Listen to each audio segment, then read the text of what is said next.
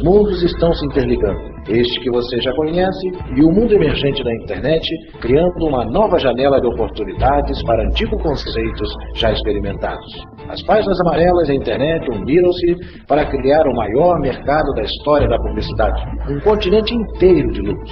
No início, Alexandre Graham Bell inventou o telefone. Poucos anos depois, o primeiro exemplar impresso de páginas amarelas é produzido. E em 1909, a ideia torna-se popular. Hoje, 100 anos depois, o conceito de páginas amarelas já se encontra difundido pelo mundo todo, gerando mais de 14 bilhões de dólares em publicidade por ano.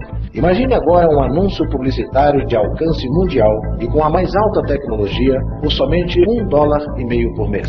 Pense na enorme quantidade de clientes potenciais para este produto. Se você perdeu o boom da S.com, não durma no ponto. Agora é a sua oportunidade de capitalizar o triunfo dos pioneiros.